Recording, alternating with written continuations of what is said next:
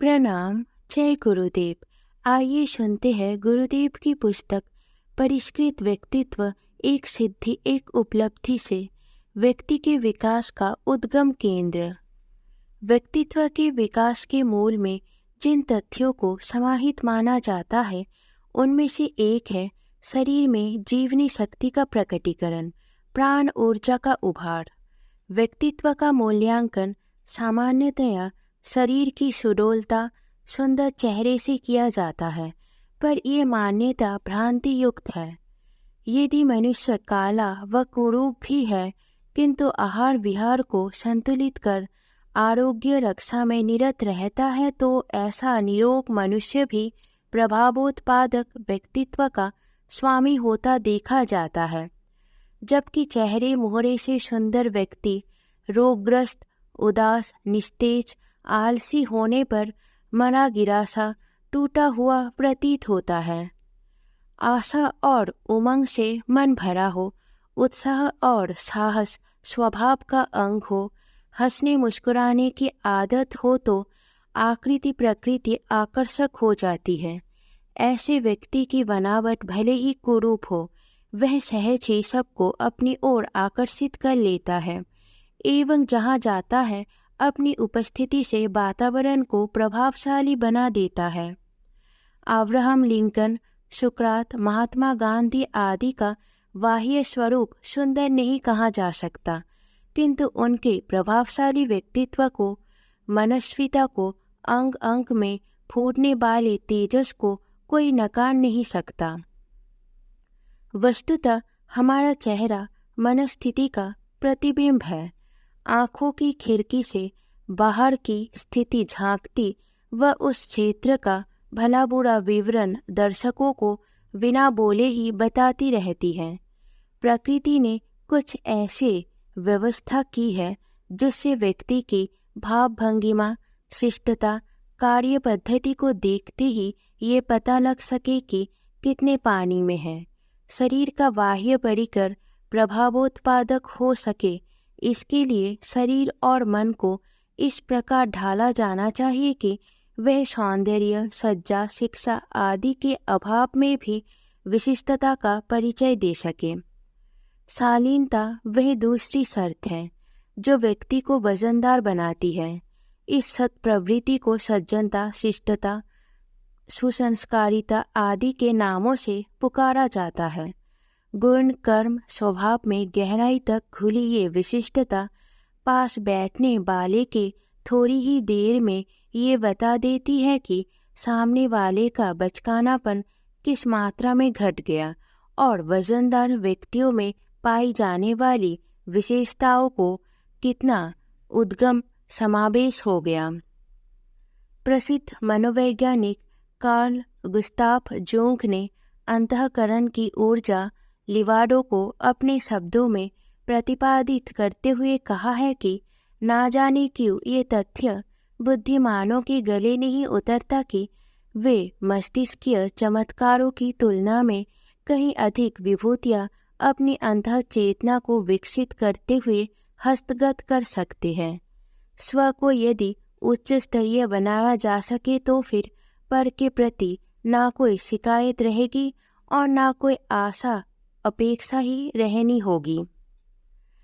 ये कथन व्यक्ति के व्यापक सर्वांगपूर्ण विकास की रचना करते समय काफ़ी महत्व रखता है। यहाँ तक संकेत है कि आत्मिक क्षेत्र की सबसे बड़ी प्यास घनिष्ठ आत्मीयता की है, जिसे व्यवहार में सद्भाव संपन्न मैत्री कहते हैं। पुरातन भाषा में इसी को अमृत कहते थे। मैत्री परिकर भी बढ़ना चाहिए और वातावरण भी बनना चाहिए, किंतु वैसा ना हो जैसा कि आजकल मित्र बनकर शत्रुता का आचरण करने की विभीषिका उस पुनीत शब्द को बदनाम कर रही है। इन दिनों वैभव को सर्वोपरि मान्यता मिली हुई है। फलतः संपदा का संचय और प्रदर्शन जनसाधारण की आकांक्षा व तत्परता का केंद्र बन गया है। इसी की ललक लिप्सा में आपाधापी और छीना झपटी की दुष्प्रवृत्तियां पनपी है। फलतः विपन्नताएं बढ़ती चली गई। अगले दिनों ये प्रभाव उलटना होगा तथा लोक चेतना को ये सोचने पर सहमत करना होगा कि वह आदर्शों की ओर चले, उसके लिए अंतःकरण टटोले और अंतः प्रेरणा से ही मार्गदर्शन प्राप्त करें। आरंभिक जीवन की ग्रहण संवेदनशीलता के अतिरिक्त व्यक्तित्व निर्माण में एक बड़ा कारण ये भी होता है कि बालक को माता के शरीर का रस मात्र नहीं मिलता, वरन उसकी मानसिक संरचना भी उस नवनिर्मित प्राणी को उपलब्ध होती और ढांचे का अंग बनती है। यहाँ तक एक बात विशेष रूप से स्मरण रखने योग्य है कि एक के द्वारा दूसरे को प्रभावित करने में भावनात्मक घनिष्ठता सर्वोपरि भूमिका निभाती है। माता की बच्चे के प्रति जो भावनात्मक संवेदना होती है, वह आदान प्रदान का समर्थ माध्यम बनती है। माता के द्वारा वह न केवल पोषक आहार ग्रहण करता है, न केवल सुविधा सुरक्षा के अनुदान उपलब्ध करता है, वरन इस सबसे बड़ी वस्तु स्नेह दुलार का वह रसायन भी उपलब्ध करता है जिसके सहारे गहन स्तर के आदान प्रदान बन पड़ते हैं। माता पिता तथा अन्य अभिभावक जो बालक के साथ जितनी भावनात्मक घनिष्ठता एवं सहानुभूति जोड़े रहते हैं, उसे बिना मांगे ही बहुत कुछ गले उतारते रहते हैं। बालकों का ये उदाहरण यहाँ इसीलिए दिया जा रहा है कि घनिष्ठता, समीपता एवं भावनात्मक आत्मीयता के उस दोहरे प्रभाव को समझा जा सके, जिसमें न केवल सान्निध्य सुख एवं सहयोग मिलता है, वरन अंतरंग विशेषताओं के आदान प्रदान का भी मार्ग खुलता है।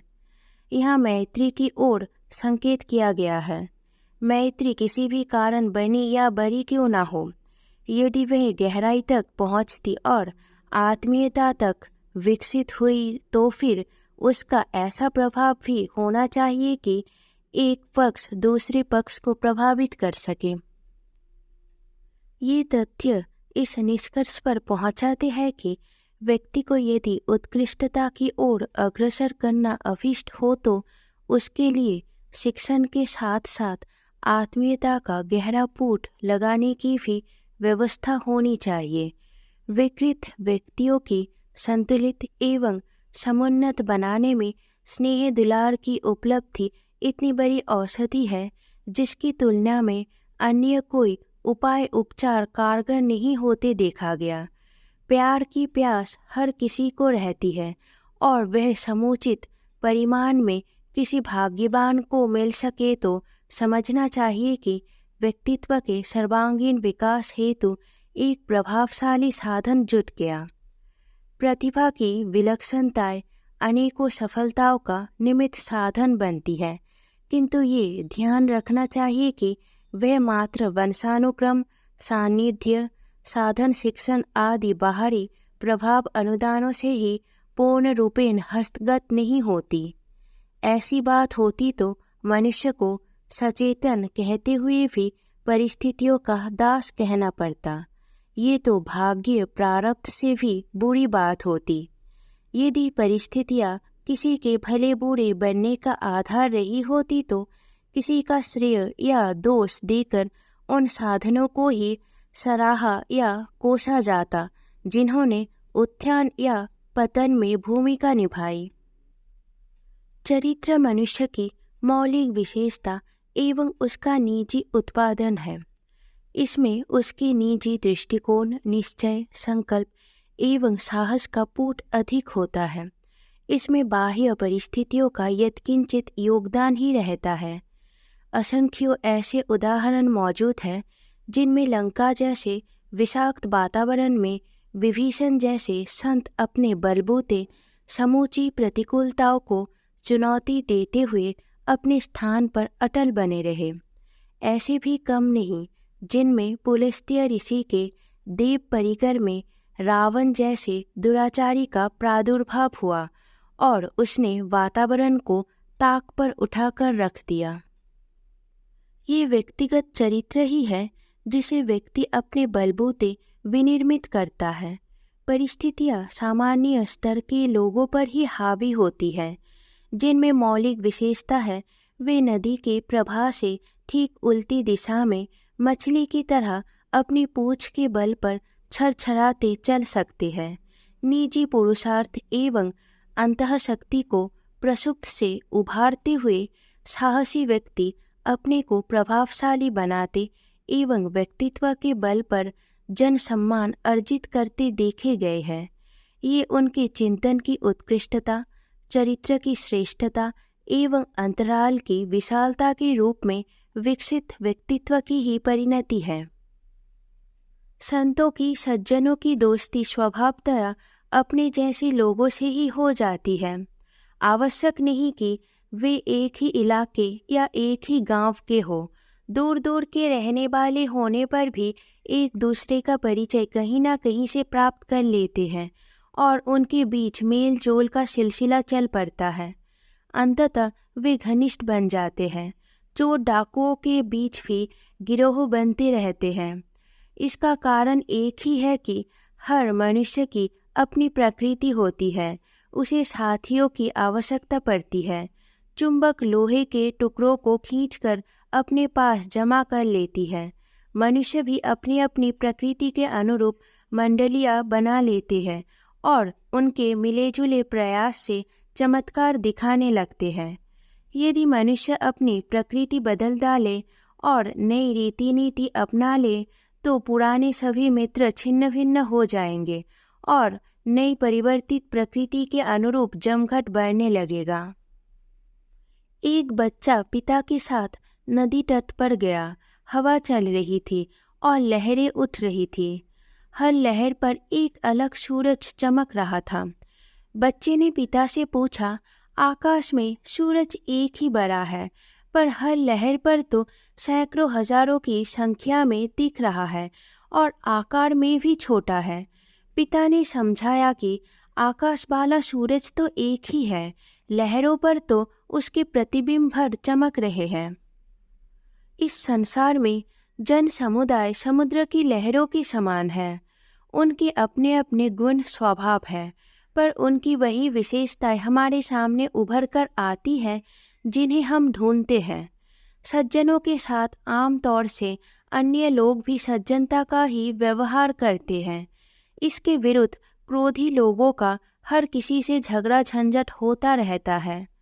बाजार में अनेकों दुकानें होती हैं, पर उनमें पहुंचते वही लोग हैं जिन्हें जिस चीज़ की ज़रूरत होती है। जिसे मिठाई खरीदनी है वह लोहे की दुकान पर जाकर व्यर्थ हैरान होगा और निराश वापस लौटेगा। जय गुरुदेव।